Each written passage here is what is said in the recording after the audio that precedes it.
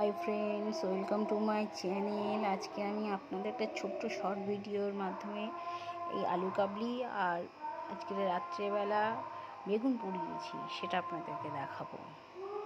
এখানে ছোলা সিদ্ধ করে রেখেছি, গাজর, পেঁয়াজ, ধনেপাতা, টমেটো কুচি, লঙ্কা কুচি, এটা আলু কিন্তু সিদ্ধ করা কেটে রেখেছি, এখনও ধোঁয়া উঠছে।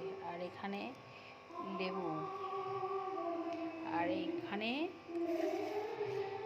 বেগুন পোড়া, লঙ্কা পুড়িয়েছি, এই লঙ্কা পোড়া, ধনেপাতা, পেঁয়াজ কুচি আর সর্ষের তেল দিয়ে রেখেছি, নুন দিয়ে এটা মেখে রাখবো। এটা রাতের বেলা রুটি দিয়ে খাওয়া হবে, রুটি দিয়ে খাওয়া হবে আজকে রাতের বেলা। আর এখানে আছে এই সজনে খাড়া, মটরশুঁটি, বিনস, ফুলকপি দিয়ে একটা পোস্ত।